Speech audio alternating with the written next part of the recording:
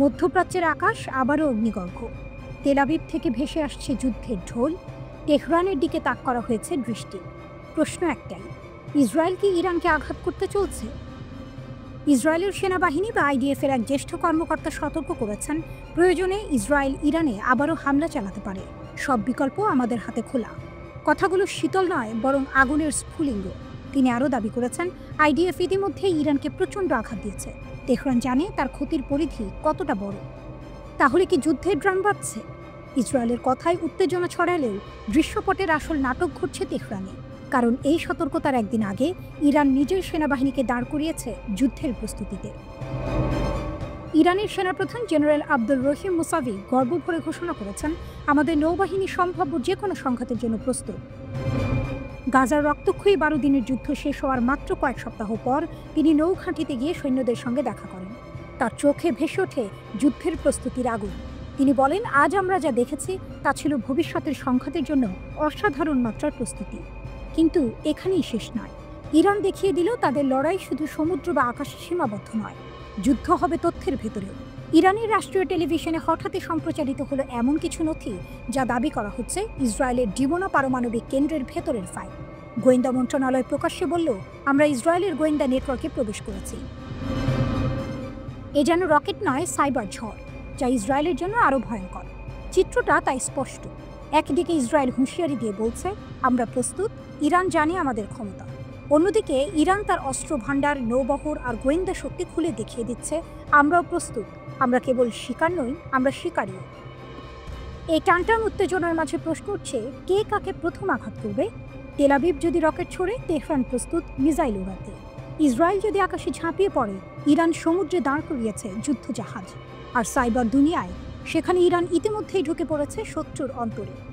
তাই মধ্যপ্রাচ্যের রাত আজ নিস্তব্ধ নয়।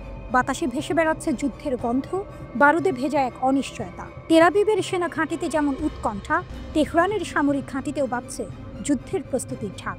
শেষমেশ ইসরায়েল যতই হুমকি দেখ না কেন, এই প্রেক্ষাপটের আসল শক্তি এখন ইরানের হাতে। কারণ তারা দেখিয়ে দিয়েছে, আকাশে তাদের ফোর্স প্রস্তুত, সমুদ্রে তাদের নৌবাহিনী যুদ্ধ সাজিয়েছে, স্থলে তাদের সেনারা প্রস্তুত দাঁড়িয়ে আছে, আর অদৃশ্য সাইবার দুনিয়ায় তারা ঢুকে গেছে শত্রুর হৃদয়ে। এই যুদ্ধ যদি শুরু হয়, তা শুধু মিসাইল আর রকেটের সংঘর্ষ হবে না, হবে শক্তি বনাম শক্তির মহারণ, যেখানে ইসরায়েলের হুমকি মিলিয়ে যাবে ইরানের গর্জনে।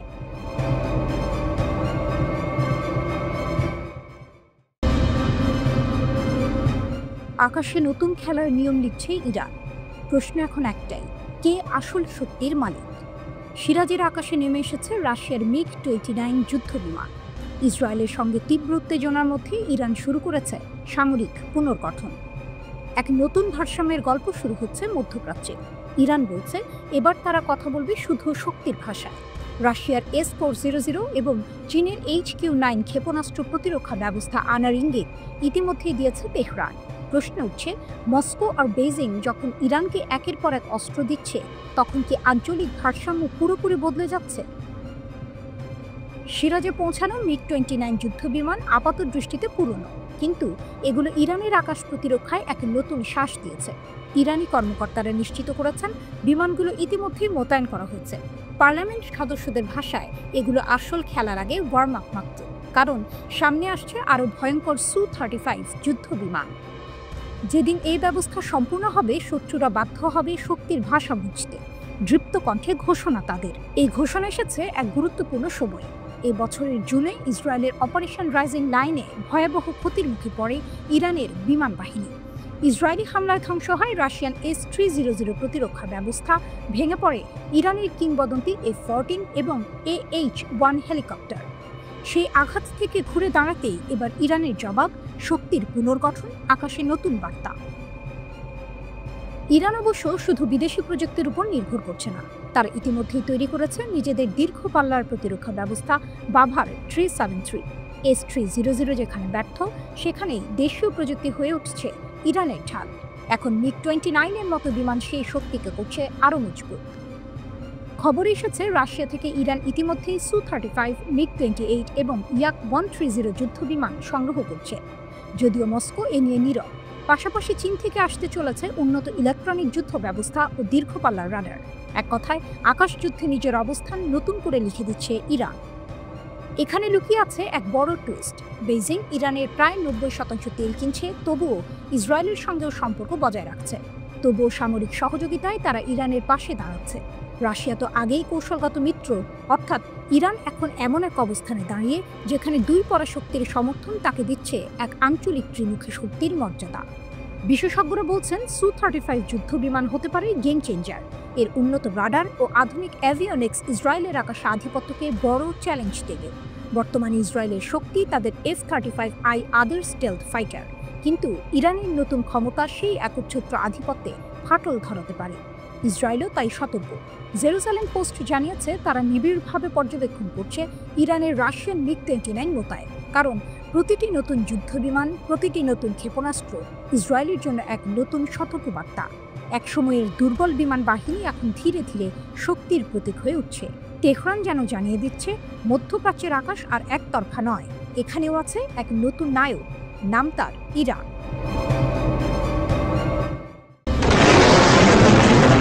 13 বছর পর একসাথে তুরস্ক, মিশর। ইসরায়েলের জন্য নতুন সতর্কবার্তা অতঃপর। পূর্ব ভূমধ্যসাগর আবার উত্তপ্ত। ফিলিস্তিন, লেবানন, কাতার, সিরিয়া, এরপর এবার মিশর, তুরস্ক। দুই মুসলিম রাষ্ট্র একসাথে হাত মেলালো, আর তাদের একটাই যেন লক্ষ্য, ইসরায়েল ও তার মিত্রদের ঠেকানো। আঙ্কারা ও কায়রোর এই যৌথ পদক্ষেপ ইঙ্গিত দিচ্ছে যে কোনো সময় তেল আবিবের বিরুদ্ধে বড় ধরনের সংঘর্ষ শুরু হতে পারে। দীর্ঘ 13 বছর পর প্রথমবারের মতো তুরস্ক ও মিশর যৌথ নৌ মহড়া শুরু করেছে। বাহর আল সাদাকা 5 দিনের এই মহড়ার নাম দেওয়া হয়েছে। বিশ্লেষকরা বলছেন এই মহড়া শুধু সামরিক প্রদর্শনী নয়, বরং নতুন আঞ্চলিক ভারসাম্যের স্পষ্ট সংকেত। ইসরায়েল ও তার মিত্রদের জন্য এটি সরাসরি এক থ্রেট। তুরস্কের প্রতিরক্ষা মন্ত্রণালয় জানিয়েছে মহড়ায় অংশ নিয়েছে আধুনিক যুদ্ধজাহাজ, ফ্রিগেট, সাবমেরিন ও 2টি F-16 যুদ্ধবিমান। ভূমধ্যসাগরের পানিতে গর্জন তুলে নিজেদের শক্তি দেখিয়ে এরদোয়ানের নৌবাহিনীর উত্থান। ইসরায়েল যখন গ্রিস নিয়ন্ত্রিত সাইপ্রাসকে সামরিক ঘাঁটিতে রূপ দেওয়ার চেষ্টা করছে, তখনই তুরস্ক, মিশর সামনে এলো একসাথে। যদি সাইপ্রাসে ইসরায়েল হয় সফল, তবে তা সরাসরি তুরস্ককে করে দেবে দুর্বল। ভেঙে যাবে কি এরদোয়ানের মনোবল? কারণ সেখান থেকে নেতানিয়াহুর সেনারা মধ্যপ্রাচ্যের সব জায়গায় অভিযান চালাতে পারবে, আর এই কৌশল ঠেকাতে আঙ্কারা ও কায়রো সমুদ্রের বুকে নিজেদের অবস্থান শক্ত করছে। শুধু মহড়াতেই সীমাবদ্ধ নয়, তুরস্ক ও মিশর অস্ত্র উৎপাদনেও জোট বাঁধছে। গত মার্চে কায়রোতে আরব অর্গানাইজেশন ফর ইন্ডাস্ট্রিয়ালাইজেশন এবং তুরস্কের প্রতিরক্ষা কোম্পানি হাভেলসান একটি চুক্তি সই করেছে। এর ফলে মিশরে যৌথভাবে ড্রোন তৈরি হবে, অর্থাৎ ভবিষ্যতে কায়রোর কারখানায় তৈরি হবে অত্যাধুনিক যুদ্ধ ড্রোন। বিশ্লেষকরা বলছেন এর মাধ্যমে মিশর বৈশ্বিক ড্রোন উৎপাদন মানচিত্রে জায়গা করে নেবে। আর আঙ্কারার প্রযুক্তি আর কায়রোর উৎপাদন ক্ষমতা এক হলে তা সরাসরি ইসরায়েলের জন্য নতুন মাথা ব্যথা হয়ে দাঁড়াবে। এদিকে গাজায় ইসরায়েলের গণহত্যা বন্ধে যখন বিশ্বজুড়ে চাপ বাড়ছে, তখন তুরস্ক ও মিশরের এই সমন্বয় নতুন মাত্রা যোগ করছে। যুক্তরাজ্য, অস্ট্রেলিয়া ও কানাডা ইতিমধ্যেই ফিলিস্তিন রাষ্ট্রকে স্বীকৃতি দিয়েছে। ফ্রান্সও একই পথে হাঁটছে। ফলে আন্তর্জাতিক অঙ্গনেও ইসরায়েল ক্রমশ চাপে পড়ছে। আরেকটি গুরুত্বপূর্ণ দিক হল তুরস্কের সামুদ্রিক নীতি।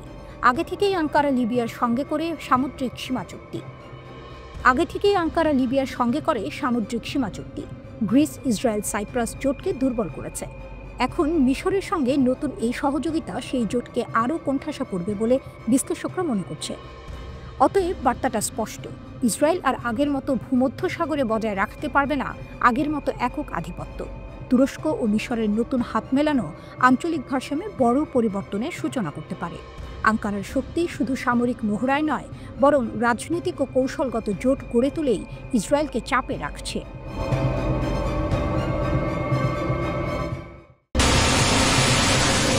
গাজার পথে ফ্লোটিলা, ফুটবে কি আলুর রেখা? হঠাৎই ড্রোন হামলা, ভূমধ্যসাগরে যুদ্ধজাহাজের আনাগোনা। একদিকে মানবতার হাতছানি, অন্যদিকে ইসরায়েল লিখছে আগুনে ঘেরা অবরোধের কাহিনী।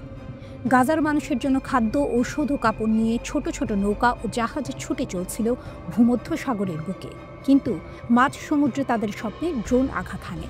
অভিযোগ উঠেছে ইসরায়েল এই হামলার পেছনে। এখানেই গল্পে নতুন মোড় আসে। বিভিন্ন গণমাধ্যম জানায় গাজার উদ্দেশ্যে যাওয়া ত্রাণবাহী বহরের ওপর ড্রোন হামলা হয়েছে। হামলার ধরনও অস্বাভাবিক। ড্রোন থেকে ফ্ল্যাশব্যাং বিস্ফোরক হয় ফেলা। লক্ষ্য ছিল ভয় দেখানো, থামিয়ে দেয়া, কিন্তু এবার অন্যভাবে গড়ে উঠল প্রতিরোধটা। হামলার পরপরই ইতালি ও স্পেন ঘোষণা দেয় তারা যুদ্ধজাহাজ পাঠাচ্ছে গাজার ফ্লোটিলাকে রক্ষার উদ্দেশ্যে। স্পেনের প্রধানমন্ত্রী পেড্রো সানচেজ জাতিসংঘের সাধারণ পরিষদের বৈঠকে যোগ দিতে গিয়ে সাংবাদিকদের বলেন, আন্তর্জাতিক আইন মানা জরুরি। ভূমধ্য সাগরে ৪৫ দেশের নাগরিকের চলাচলের অধিকার আছে। তিনি জানান, স্পেনের জাহাজ শুধু সুরক্ষা দেবে না, প্রয়োজনে উদ্ধার কাজও করবে। ইতালির প্রতিরক্ষামন্ত্রী গুইদো ক্রুসেত্তো হামলার নিন্দা জানিয়ে বলেন, ড্রোন হামলা আন্তর্জাতিক মানবিকতাকে চ্যালেঞ্জ করেছে। এরপরে ইতালি একটি ফ্রিগেট পাঠানোর ঘোষণা দেয়। তাদের লক্ষ্য স্পষ্ট, ফ্লোটিলাকে রক্ষা করা এবং প্রয়োজনে যাত্রীদের উদ্ধার করা। এই বহরে আছেন বিভিন্ন দেশের মানবাধিকার কর্মী। ইসরায়েল ভয় দেখাতে হামলা চালাচ্ছে তাদের দাবি, কিন্তু তারা থামবেন না। ১৩ সেপ্টেম্বর তিউনিসিয়ার বিজট বন্দরে শুরু হয় যাত্রা। প্রায় ৫০টি নৌযান গাজার অবরোধ ভাঙার মিশনে এগিয়ে যাচ্ছে। এর ভেতরে আছেন ইতালির বিরোধী বামপন্থী দলের ২ আইন প্রণেতা। তাদের একজন স্পষ্ট বললেন, এখন সময় এসেছে আন্তর্জাতিকভাবে এই ঘটনাকে গুরুত্ব দেওয়ার। শুধু ইতালি ও স্পেন নয়, ইউরোপীয় কমিশন সহ অন্যান্য দেশকেও সমন্বিত পদক্ষেপ নিতে আহ্বান জানানো হয়েছে। তাদের মতে ফ্লোটিলা কেবল ত্রাণবাহী নয়, এটি মানবিক অধিকারের প্রতীক, আর এই প্রতীকের ওপর হামলা গোটা বিশ্বের বিবেককে আঘাত করছে। অন্যদিকে ইসরায়েলি প্রতিরক্ষা বাহিনী আইডিএফ এই বিষয়ে কোনো আনুষ্ঠানিক মন্তব্য করেনি। তবে ইসরায়েলের পররাষ্ট্র মন্ত্রণালয় জানিয়েছে তারা ফ্লোটিলাকে থামাবে, অর্থাৎ উত্তেজনা এখানেই শেষ নয়, বরং সামনে আরও সংঘাতের আভাস। এখন প্রশ্ন একটাই, ড্রোনের আতঙ্কে কি থেমে যাবে ফ্লোটিলা, নাকি ইতালি স্পেনের যুদ্ধজাহাজের উপস্থিতি নতুন ইতিহাস লিখবে? গাজার অবরোধ ভাঙার লড়াই যেন মানবতা আর দমননীতির সরাসরি সংঘর্ষে পরিণত হয়েছে। শেষ পর্যন্ত ভূমধ্য সাগরের নীল জলে যুদ্ধজাহাজের গর্জন আর ফ্লোটিলার পতাকা, দুটি ছবি একসঙ্গে দাঁড় করিয়েছে মানব সভ্যতার সবচেয়ে বড় দ্বন্দ্বকে। এক পাশে মানবাধিকার, অন্য পাশে অবরোধ। গল্প এখন কেবল গাজার নয়, গোটা বিশ্বের।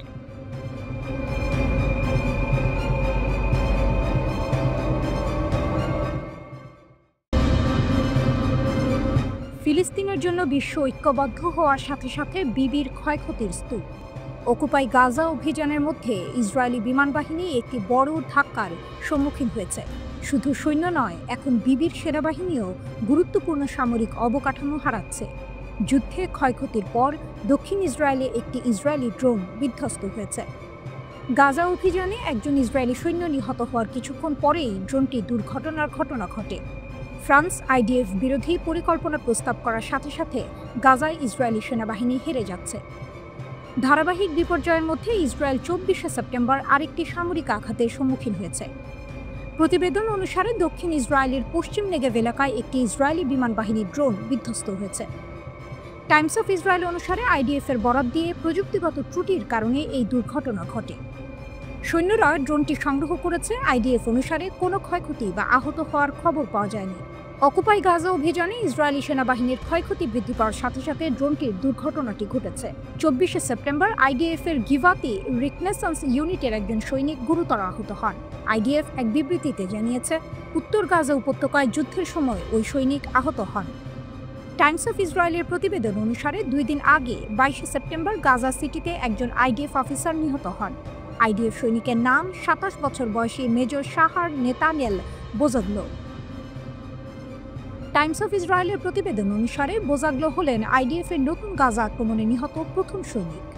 উল্লেখযোগ্যভাবে ১৮ সেপ্টেম্বর আইডিএফের একজন মুখপাত্র দক্ষিণ গাজায় ৪ সৈন্যের মৃত্যুর ঘোষণা দেন। প্রতিবেদন অনুসারে আইডিএফ ১৬ সেপ্টেম্বর অকুপাই গাজা স্থল অভিযান শুরু করে।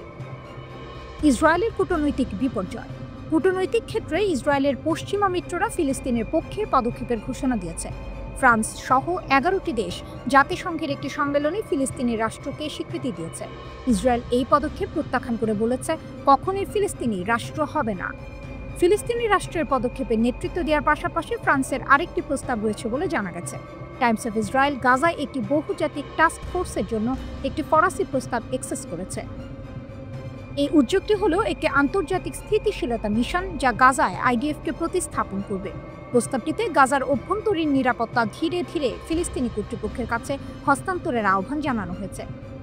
বেশ কয়েকটি রাষ্ট্র এই বাহিনী নেতৃত্ব দিতে পারে, যার মধ্যে মিশর, জর্ডান, সৌদি আরব, সংযুক্ত আরব আমিরাত এবং কাতারের নাম রয়েছে। প্যারিস প্রস্তাবের একটি মূল বিষয় হলো যুদ্ধ শেষ হওয়ার পরে হামাসকে নিরস্ত্র করার কাজ শুরু হবে।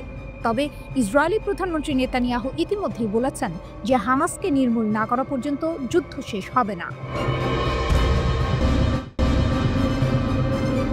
নেতানিয়াহুর গাজা শহরের অভিযানে নতুন ধাক্কা, স্নাইপার হামলায় আইডিএফ সেনা নিহত। গাজা শহরের যুদ্ধ যেন প্রতিদিনই নতুন মোড় নিচ্ছে। একদিকে ইসরায়েলি সেনারা শহরের নিয়ন্ত্রণ শক্ত করতে চাইছে, অন্যদিকে হামাস পাল্টা আঘাতে দেখাচ্ছে ভয়ঙ্কর প্রতিরোধ। 24শে সেপ্টেম্বরের দিনে এই সংঘর্ষে যোগ হলো আরও একটি রক্তাক্ত অধ্যায়। হামাসের স্নাইপার আক্রমণে প্রাণ হারালেন এক তরুণ আইডিএফ সৈন্য। স্নাইপারের গুলিতে তরুণ সৈন্য নিহত। বেরশেবা শহরের 21 বছর বয়সী সৈন্যটি নাহাল ব্রিগেডের 932তম ব্যাটালিয়নের সদস্য ছিলেন। দক্ষিণ গাজা শহরের একটি পোস্টে পাহারায় থাকাকালে হঠাৎ হামাসের এক স্নাইপারের গুলিতে লুটিয়ে পড়েন তিনি। আইডিএফ জানিয়েছে, ডেমলাশ নামের ওই সৈন্য একটি গার্ড পজিশনে দায়িত্ব পালন করছিলেন, তখনই গুলিবিদ্ধ হয়ে প্রাণ হারান। তার মৃত্যুতে ইসরায়েলের প্রতিরক্ষামন্ত্রী ইসরায়েল কাটজ গভীর শোক প্রকাশ করেছেন। তিনি এক বিবৃতিতে বলেন, আমি নাহাল ব্রিগেডের সাহসী যোদ্ধা সার্জেন্ট কর্পোরাল লালচাও সাইমন ডেমলাশের পরিবারের প্রতি গভীর সমবেদনা জানাই। সমগ্র ইসরায়েল তার বীরত্বের প্রশংসা করছে এবং এই দুঃসময়ে তার পরিবারকে আলিঙ্গন করছে। আমাদের সৈন্যরা লড়াই চালিয়ে যাবে যতক্ষণ না জিম্মিদের মুক্তি এবং শত্রুদের পরাজয় নিশ্চিত হয়। তার স্মৃতি ধন্য হোক। আইডিএফ হতাহতের সংখ্যা বাড়ছে। এই ঘটনার ফলে গাজা শহরের নতুন আক্রমণে নিহত আইডিএফ সৈন্যের সংখ্যা দাঁড়ালো 2 জন। আর পুরো যুদ্ধের হিসাব ধরলে টাইমস অফ ইসরায়েল এর তথ্য অনুযায়ী মোট নিহত ইসরায়েলি সেনার সংখ্যা এখন 471 জন। প্রতিদিনের সংঘর্ষে সংখ্যা যেভাবে বাড়ছে তাতে ইসরায়েলের অভিযানের কার্যকারিতা নিয়ে প্রশ্ন তুলছেন অনেকেই। হামাসের পাল্টা বার্তা, ট্যাঙ্কেও আঘাত। এদিকে শুধু স্নাইপার আক্রমণেই থেমে থাকেনি হামাস। সংগঠনের সামরিক শাখা কাসাম ব্রিগেড দাবি করেছে, তারা গাজা শহরের তেল আল হাওয়া এলাকায় 2টি ইসরায়েলি মেরকাভা ট্যাঙ্কে আঘাত হেনেছে। আক্রমণে ব্যবহার করা হয়েছে ইয়াসিন 105 অ্যান্টি আর্মার ক্ষেপণাস্ত্র। হামাস আরও দাবি করেছে ট্যাঙ্ক ক্রুদের মধ্যে হতাহত হয়েছে, তবে আইডিএফ এই খবর এখনও আনুষ্ঠানিকভাবে নিশ্চিত করেনি। টুইস্ট, দখল নাকি ফাঁদ? নেতানিয়াহুর লক্ষ্য ছিল গাজা শহরে পূর্ণ দখল প্রতিষ্ঠা করা, কিন্তু বাস্তবতা ভিন্ন কিছু বলছে। ইসরায়েল যতই ঘেরাটোপ বাড়াচ্ছে ততই হামাস নতুন কৌশলে আঘাত হানছে, কখনো স্নাইপার, কখনো ট্যাঙ্ক বিধ্বংসী ক্ষেপণাস্ত্র। ফলাফল, সেনাদের হতাহতের সংখ্যা ক্রমাগত বাড়ছে এবং অভিযান যেন উল্টোই রাজনৈতিক ও সামরিক চাপে পরিণত হচ্ছে। গাজা শহরের ধ্বংসস্তূপের ভেতর থেকে হামাস বারবার প্রমাণ করছে তাদের প্রতিরোধ এখনও ভাঙেনি। অন্যদিকে ইসরায়েলের জন্য এই লড়াই হয়ে উঠছে এক অস্বস্তিকর সমীকরণ। প্রতিদিনের ক্ষতি, ক্রমবর্ধমান আন্তর্জাতিক চাপ এবং অনিশ্চিত ভবিষ্যৎ। প্রশ্ন জেগেছে, এই যুদ্ধ শেষ পর্যন্ত দখলের গল্প লিখবে, নাকি নেতানিয়াহুর জন্য আরও বড় রাজনৈতিক ফাঁদ তৈরি করবে?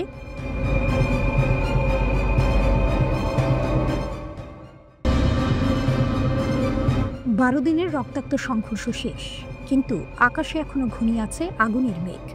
ইরান সতর্ক করে বলছে, আরেকবার ভুল করলে এমন কিছুর মুখোমুখি হবে যা কল্পনাতেও আনতে পারবে না। প্রশ্ন উঠছে, এটি কি শুধুই হুঙ্কার নাকি বাস্তব শক্তির ঘোষণা? ইসরায়েল ও যুক্তরাষ্ট্রের সঙ্গে সাম্প্রতিক যুদ্ধে নিজেদের সামরিক বাহিনী নতুন করে সাজাতে শুরু করেছে ইরান। যুদ্ধ শেষ হলেও ষড়যন্ত্র শেষ হয়নি। নিষেধাজ্ঞার হুমকি, গোয়েন্দা তৎপরতা, গোপন হামলার প্রস্তুতি সবই চালিয়ে যাচ্ছে ইহুদিবাদী শক্তি।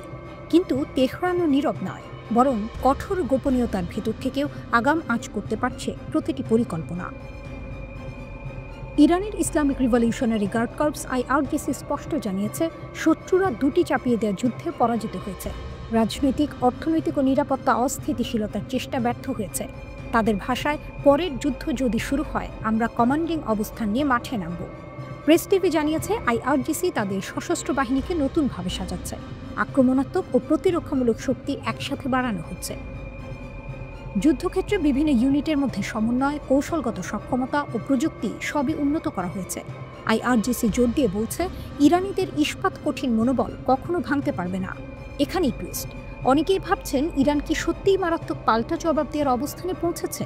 এর উত্তর পাওয়া গেছে তাদের সাম্প্রতিক এক পদক্ষেপ থেকে। তেহরান হঠাৎ করেই পরীক্ষা চালিয়েছে একটি আন্তঃমহাদেশীয় ব্যালিস্টিক ক্ষেপণাস্ত্রের। নাম প্রকাশ না করলেও ধারণা করা হচ্ছে এটি কমপক্ষে 5000 কিলোমিটার দূরের লক্ষ্যবস্তুতে আঘাত হানতে সক্ষম, অর্থাৎ মধ্যপ্রাচ্য থেকে ইউরোপ বা আমেরিকার ঘাঁটি পর্যন্ত সবই এর আওতায়। শুধু হুমকি নয়, বাস্তব যুদ্ধক্ষেত্রেই ইরান তাদের শক্তির প্রমাণ দিয়েছে। গত 13ই জুন যখন ইসরায়েল ইরান জুড়ে বিমান হামলা শুরু করে, মাত্র 24 ঘন্টার মধ্যে আইআরজিসি পাল্টা আঘাত হানে। শত শত ড্রোন ও ব্যালিস্টিক মিসাইল একসাথে ছুটে যায় ইসরায়েলের সামরিক ঘাঁটি ও গুরুত্বপূর্ণ স্থাপনায়। এমন জবাব কল্পনাও করতে পারেননি প্রধানমন্ত্রী বেনিয়ামিন নেতানিয়াহু। তবে ইরানও ক্ষতির মুখ দেখেছে। 12 দিনের সংঘর্ষে তেহরান হারিয়েছে অন্তত 1064 জন, যাদের মধ্যে ছিলেন সামরিক কর্মকর্তা ও পরমাণু বিজ্ঞানী। কিন্তু রক্তক্ষয়ী মূল্য দেওয়ার পরও তারা ঘুরে দাঁড়িয়েছে, আর সেই ঘুরে দাঁড়ানোই এখন তাদের শক্তির বার্তা বহন করছে। সবশেষে এক বিষয় স্পষ্ট, ইরান আর শুধু সতর্ক বার্তা দিচ্ছে না, তারা জানাচ্ছে প্রয়োজনে স্থল, আকাশ ও সমুদ্রে পূর্ণাঙ্গ যুদ্ধের জন্য প্রস্তুত। আর তাদের শত্রুরা যদি আবারও আগ্রাসনের পথ বেছে নেয়, তবে ফলাফল আগের যে কোনো সময়ের চেয়ে ভয়াবহ হতে পারে। তাই প্রশ্ন নয়, উত্তরই স্পষ্ট। ইরানের হুঙ্কার শুধু কথা নয়, সেটি বাস্তব শক্তিরই ঘোষণা।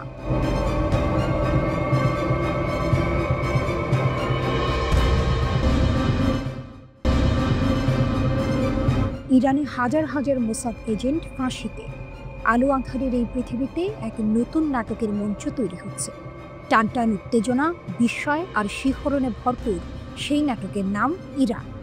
প্রশ্ন জেগেছে, ইরানের কারাগারে কি সত্যিই হাজার হাজার মোসাদ এজেন্ট ফাঁসিতে ঝুলছে, নাকি এটি এক নতুন শক্তির প্রদর্শনী, যেখানে ইরান নিজেকে দেখাচ্ছে নায়ক হিসেবে?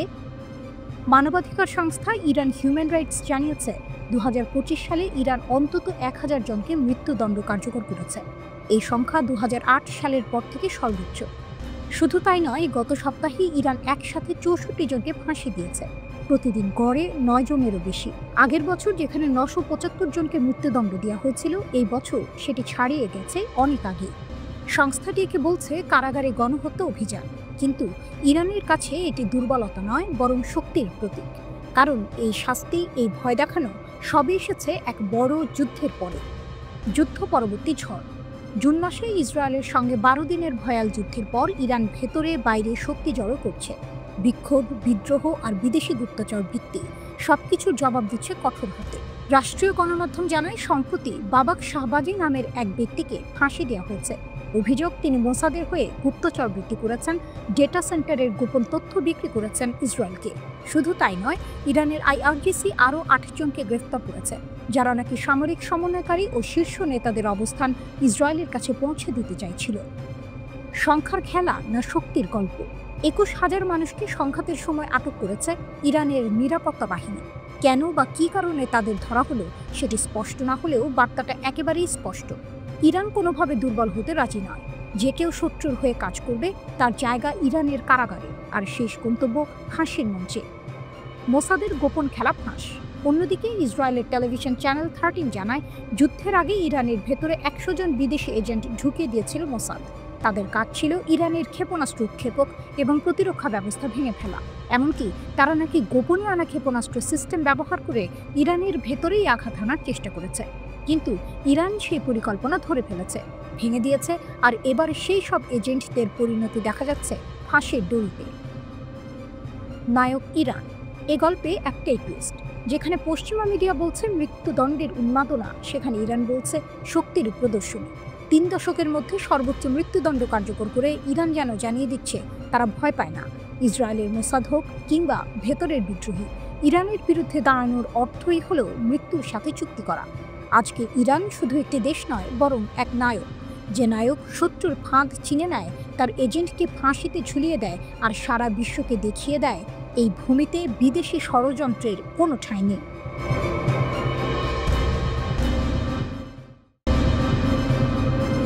যুদ্ধের পর নিজেদের সামরিক শক্তিকে নতুন করে সাজাচ্ছে ইরান।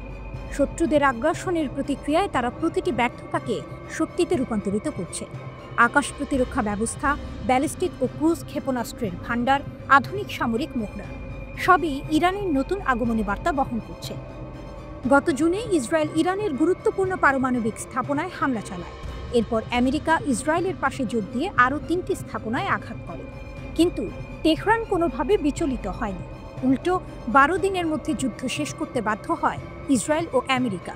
এই যুদ্ধ ইরানের অভিজাত সশস্ত্র বাহিনী, আইআরজিসির সক্ষমতা ও জাতীয় ঐক্যের পরিচয় দিয়েছে। ইরান আগের যুদ্ধে শেখা শিক্ষাকে কাজে লাগিয়েছে। আইআরজিসি ঘোষণা করেছে যে তারা দখলদার ইসরায়েল এবং আমেরিকার সম্ভাব্য হুমকির জবাব দিতে এখন পুরোপুরি প্রস্তুত। অস্ত্রের ঝনঝনানি, ক্ষেপণাস্ত্রের গর্জন এবং সামরিক মহড়া সবই ইরানের শক্তিশালী অবস্থান নিশ্চিত করছে। ইরান এই প্রতিরক্ষা শক্তিকে শুধুই প্রতিরোধের জন্য নয়, শত্রুকে দ্বিতীয়বার ভাবতে বাধ্য করার জন্য সাজাচ্ছে। আকাশ, সমুদ্র ও স্থল তিনটে ক্ষেত্রেই তাদের প্রতিরক্ষা ব্যবস্থা দৃঢ়। তেহরান প্রমাণ করেছে শত্রু যত বড় শক্তি হোক, ইরান নিজস্ব কৌশল ও প্রযুক্তি ব্যবহার করে প্রতিক্রিয়ার নতুন মাত্রা তৈরি করতে সক্ষম। ইরানের সামরিক ইতিহাসও শক্তির প্রমাণ বহন করে। 1980 সালে ইরাকের পূর্ণমাত্রার আগ্রাসনের সময় ইরান 8 বছর ধরে প্রতিরোধ গড়ে তোলে। তখন আমেরিকা ইরাককে সমর্থন করলেও ইরান হেরে যায়নি। আইআরজিসি মনে করিয়ে দেয়, সেই যুদ্ধের অভিজ্ঞতা এখনও তাদের সম্ভাব্য হুমকির মোকাবিলার মূল ভিত্তি। ইরানের সামরিক পুনর্গঠন শুধু অস্ত্রভাণ্ডার বৃদ্ধি নয়, আইআরজিসি জানাচ্ছে জাতীয় ঐক্য ও সামরিক কৌশল একত্রে শত্রুদের জন্য শক্তিশালী প্রতিবন্ধক। ইরান তাদের নিরাপত্তা প্রযুক্তি উন্নয়ন অব্যাহত রেখেছে, হাইব্রিড যুদ্ধ মোকাবেলার পরিকল্পনা করেছে এবং আঞ্চলিক প্রভাব বজায় রাখতে সক্ষম। এই প্রস্তুতির মধ্যে হাইপারসনিক ও ব্যালিস্টিক ক্ষেপণাস্ত্রের অন্তর্ভুক্তি, কৌশলগত মহড়া এবং সামরিক প্রযুক্তির আধুনিকীকরণ ইরানের শক্তিকে আন্তর্জাতিক দৃশ্যপটে এক অনন্য অবস্থানে দাঁড় করিয়েছে। ইসরায়েল ও আমেরিকাকে বারবার সতর্ক করা হয়েছে, যদি ভুল পদক্ষেপ নাও, পরিণতি ভোগ করতে হবে। ইরান এখন যুদ্ধের আগের যে কোনো পরিস্থিতি মোকাবিলায় সম্পূর্ণ প্রস্তুত। অতীতের ক্ষত ও অভিজ্ঞতাকে শক্তিতে রূপান্তরিত করে তারা আন্তর্জাতিক মঞ্চে নিজেদের সশস্ত্র, সংহত ও জাগ্রত অবস্থান দেখাচ্ছে। আইআরজিসি হুঁশিয়ারি দিচ্ছে, যে কোনো আগ্রাসন চেষ্টা ব্যর্থ হবে, কারণ ইরান এক দুর্গের মতো দাঁড়িয়ে আছে। এখন ইরানের বার্তা স্পষ্ট, শত্রু যত শক্তিশালী হোক, তাদের প্রতিরোধ, কৌশল এবং ঐক্য ইরানকে পরাজিত করতে পারবে না।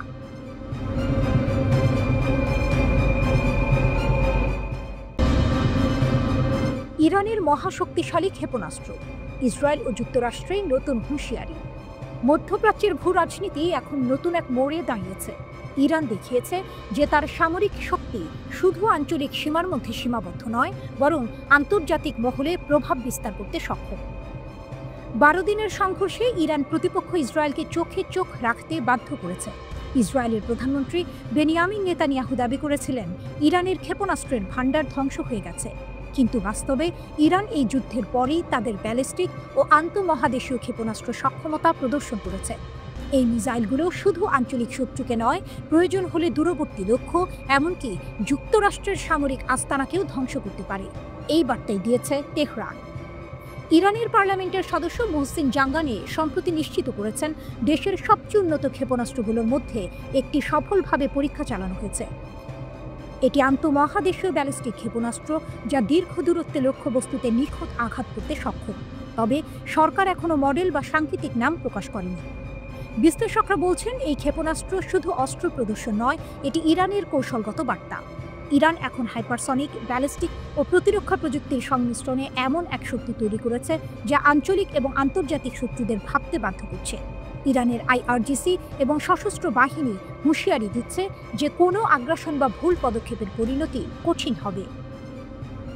কিন্তু টুইস্ট আছে, এটি কি শুধুই প্রথাগত শক্তি প্রদর্শন, নাকি ইরান পারমাণবিক যুগে প্রবেশের প্রাথমিক ইঙ্গিত দিচ্ছে? পার্লামেন্টের আরেক সদস্য আহমেদ নাদাই সম্প্রতি ইঙ্গিত দিয়েছেন, জাতিসংঘের পরমাণু নিরস্ত্রীকরণ চুক্তি এনপিটি থেকে বেরিয়ে আসা এবং নিজের পারমাণবিক সক্ষমতা পরীক্ষা করার সম্ভাবনা নিয়ে। সমরবিদরা বলছেন, আন্তঃমহাদেশীয় ব্যালিস্টিক ক্ষেপণাস্ত্র একাধিক পারমাণবিক ওয়ারহেড বহন করতে সক্ষম। যদিও ইরানের হাতে বর্তমানে কোনো পারমাণবিক অস্ত্র নেই, তবে তার প্রযুক্তি দ্রুত সেই পথে এগোচ্ছে। এই পরিস্থিতি ইরানের শক্তিকে নতুন মাত্রায় তুলে ধরেছে। শুধুমাত্র আঞ্চলিক দখল নয়, ইরান তার অস্ত্র শক্তি, বৈজ্ঞানিক সক্ষমতা এবং কৌশলগত পরিকল্পনার মাধ্যমে বিশ্বের বড় শক্তিদেরও ভাবিয়ে তুলেছে। যুক্তরাষ্ট্র ও ইসরায়েলকে সরাসরি বার্তা পাঠানো হয়েছে, ইরানকে হালকাভাবে নেওয়া যাবে না। এই নতুন যুগের মধ্যপ্রাচ্যে ইরান শুধুমাত্র প্রতিরক্ষা করছে না, বরং শক্তির একটি পরিপূর্ণ চিত্র তৈরি করেছে। আঞ্চলিক শত্রু হোক বা আন্তর্জাতিক মহল, যে কেউ যদি ইরানের সীমা অতিক্রমের চেষ্টা করে, তার জন্য প্রস্তুত রয়েছে নতুন এক ধরনের প্রতিরক্ষা, যেখানে প্রযুক্তি, ব্যালিস্টিক ক্ষমতা এবং জাতীয় ঐক্য একত্রে শক্তির দুর্গ গড়ে তুলেছে। এখন প্রশ্ন শুধু একটাই, এই শক্তি প্রদর্শন কি কেবল হুঁশিয়ারি, নাকি মধ্যপ্রাচ্যের পারমাণবিক ভারসাম্যের নতুন যুগের সূচনা? ইতিহাসই বলবে। তবে ইরান নিজের অবস্থান ও শক্তি ইতিমধ্যেই স্পষ্ট করে দিয়েছে।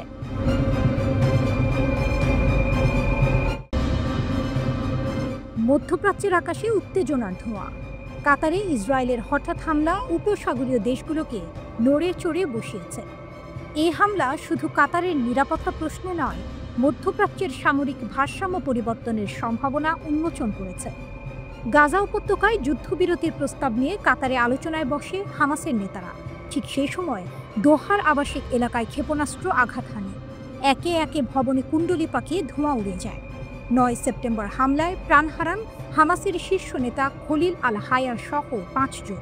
কাতারের একজন নিরাপত্তা কর্মীও নিহত হন। ইসরায়েলের এই হামলার পর উপসাগরীয় আরব দেশগুলো জেগে উঠেছে। বিশেষ করে যুক্তরাষ্ট্রের সঙ্গে কাতারের ঘনিষ্ঠ সম্পর্ক থাকা সত্ত্বেও এই হামলা স্পর্ধা হিসেবে দেখা হচ্ছে। আরব নেতাদের মাথায় নতুন প্রশ্ন, আমরা কি এককভাবে নিরাপদ থাকতে পারব? জবাবে ১৫ সেপ্টেম্বর কাতারি ইসলামী সহযোগিতা সংস্থা OIC ও উপসাগরীয় সহযোগিতা সংস্থা GCC জরুরি সম্মেলন আহ্বান করে। প্রায় ৬০টি দেশের নেতা ও কর্মকর্তা অংশ নেয়। সবাই একমত, ইসরায়েলের বিরুদ্ধে সম্মিলিত ব্যবস্থা নেওয়া দরকার। ইসরায়েলের হামলার পর নতুন করে আলোচনায় এসেছে আরব ন্যাটো বা মুসলিম ন্যাটো ধারণা। মিশর আরব সামরিক জোট প্রস্তাব দেয়, ইরাক মুসলিম ন্যাটো প্রস্তাব দেয়। সৌদি আরব ও পাকিস্তান ১৭ সেপ্টেম্বর যৌথ প্রতিরক্ষা চুক্তি স্বাক্ষর করলে ধারণাটি আরও শক্তি পায়। এই ন্যাটো ধাঁচের জোট যদি গঠিত হয়, তাহলে একটি দেশের উপর হামলা মানে সব দেশের উপর হামলা এবং সদস্যরা মিলিতভাবে প্রতিক্রিয়া জানাবে। আরব ন্যাটো কি নতুন ধারণা? যুক্তরাষ্ট্রের নেতৃত্বাধীন সামরিক জোট ন্যাটোর ৫ অনুচ্ছেদ অনুযায়ী কোনো সদস্য দেশ হামলার শিকার হলে এটিকে সব দেশের হামলা হিসেবে ধরে নেওয়া হবে। একই সঙ্গে সব সদস্য দেশ মিলে এর জবাব দেবে। যুক্তরাষ্ট্র ও কানাডার বাইরে এই জোটের বেশিরভাগ দেশে ইউরোপ মহাদেশে। কাতারে ইসরায়েলে হামলার পর ন্যাটোর আদলে আরব ন্যাটো বা মুসলিম ন্যাটো ধারণাটি আবার সামনে এসেছে। মিশরের সংবাদ মাধ্যম দ্য ন্যাশনাল নিউজ জানিয়েছে, কাতারে হামলার পরিপ্রেক্ষিতে মিশরের পক্ষ থেকে আরব সামরিক জোট এর প্রস্তাব দিয়েছে কায়রো। এছাড়া OICর সম্মেলনে ইরাকের পক্ষ থেকে মুসলিম ন্যাটো গঠনের প্রস্তাব এসেছে। বাস্তবতা, তবে আরব ন্যাটো গঠন সহজ হবে না। দেশের মধ্যে ভিন্ন স্বার্থ, নেতৃত্ব নির্ধারণ ও সদর দপ্তরের অবস্থান নিয়ে দ্বন্দ্ব রয়েছে। ২০১৫ সালে মিশরের প্রস্তাব ভেস্তে যায় এই কারণে। তুরস্কের মতো দেশকে অন্তর্ভুক্ত করতে রাজি হয়নি আরব দেশগুলো।